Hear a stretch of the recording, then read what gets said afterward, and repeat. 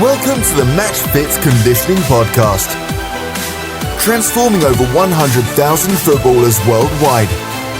Everything we do is aimed at enabling you to gain an edge completely by yourself without needing help from a training partner or teammate. Open yourself to doing things smarter and with more intention, focus and attention to detail than your teammates, opponents and even your coaches. Are you ready to get match fit? If I'm currently very fit and I get injured in a way that I can't train at all whilst injured, at what rate does my fitness deteriorate each week in terms of aerobic fitness, anaerobic fitness and strength? So the first thing to think about, if this happens to you and there are no conceivable workarounds, there's no possible way you can train, then don't sweat it, it's not a problem, it's not something you can affect. So I know we're all going to be itching and we're all going to want to train in that period, but if there's no way you can think that you can get any training stimulus in, then the first thing you have to do is just relax and accept it. So looking at strength first, because it's the easiest one to measure, if you can't train any max strength movements at all, you can't get in the gym, you can't lift any weights, then your strength is probably not going to change very much for the first 2 weeks. We can maintain strength in normal conditions for around 2 weeks pretty easily. So the first 2 weeks you don't have to worry about. After that period, you'll gradually drop off in strength for each subsequent week. If you can't train for a whole month in the gym, you're going to be significantly weaker than you were previously. However, you're still probably going to be well above baseline levels. So where you were when you started training, you're still going to be above there. And strength is something that can be gained back quite quickly, so we don't really need to worry about it that much.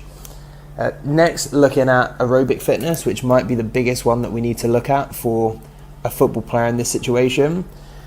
I'll look at it in a kind of staggered way. So after 1 week, there's probably going to be not much change in aerobic fitness. If you're training hard right up to the day of your injury, there's a possibility that in 3 weeks to a week time, you could actually have better aerobic fitness than you did previously due to the adaptations from the sessions you were having or the games you were having just before you got injured. So 1 week, there's probably not going to be much change. It's in the 2 to 3 week period that we start to see a bit of a decline in our VO2 max. So anywhere from 4 to 20% decline could be seen. The muscle mass of the heart can reduce by up to 20% after 3 weeks of doing no exercise, and that can affect the amount of blood we can pump around the body quite simply. So after that, at 1 month, there's also going to be a couple more changes. So there's going to be more reduced heart musculature, so you're going to lose some more muscle from your heart. And at this point, there's probably going to be very much a big reduction in the amount of capillaries we have. So one of the key goals of aerobic training is to basically increase capillarization. So through capillarization, we transfer oxygen into the muscles and waste products out. So if we have more capillaries, we essentially have a better aerobic fitness and a better level of fitness.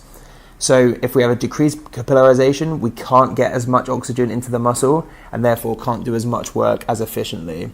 So after around 1 month, we're going to be at our aerobic baseline levels.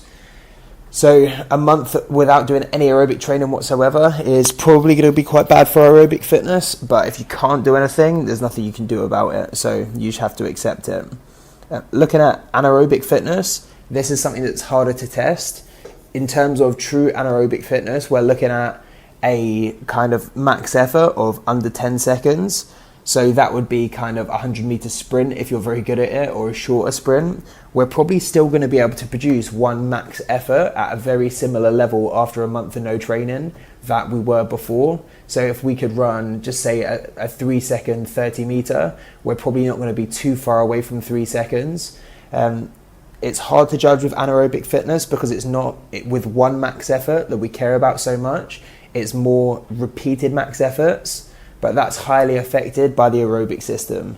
So if you were to do a 30-minute sprint, wait for 10 seconds, do another 30-minute sprint, wait for 10 seconds, do another 30-meter sprint, what we're gonna be doing is using our anaerobic system primarily for that max sprint, but whilst we're resting, we're gonna be dependent heavily on the aerobic system to help us recover to produce the next sprint.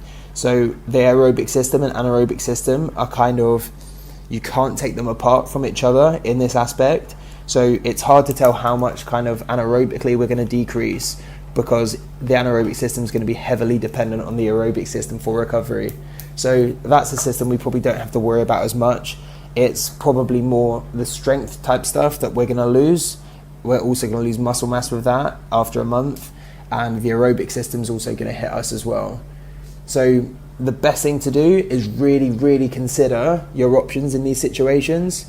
So you need to think, what part of my body is injured and what exercise can I still do to achieve my goals. So that could be really simple. If your lower body is injured and you don't want to do anything in terms of your lower body, then you can still do some upper body training. You can do upper body strength work. You could maintain your aerobic and anaerobic fitness by doing things like using battle ropes. You could use an assault bike with your feet out of the equation, so you can put your feet up on the little kind of things that stick out from the sides to just rest your feet, and you can still use the assault bike with your hands. There's also rowing, which is sometimes an option when you have one leg injured, because you can put your other leg on a piece of equipment, a step or a slide board, and you can continue rowing. So there's some things that you can do to maintain your aerobic fitness, anaerobic fitness, and also strength training for the upper body. If you had a upper body injury, you could still do things like lower body strength work. You'd depend heavily on machines in that period, but there's nothing wrong with that to maintain strength. You could also use stationary bikes as well to maintain your aerobic and anaerobic fitness. So we are going to drop off to pretty much baseline levels in a lot of aspects after a month of no training, but it's something that we can try and avoid by doing small amounts of training that don't affect our injury. So if you think you got a teammate that might have been injured for a long period and wasn't able to train, send them this podcast and hopefully they'll find some value from it. Thanks for tuning into the Matchfit Conditioning Podcast. If you enjoyed this podcast, please share it with one of your teammates. To learn more about the Matchfit method and to start your training with us, visit www.matchfitconditioning.com. We'll show you how to gain an edge on the pitch at an elite level by transforming your fitness level, nutrition, and mindset.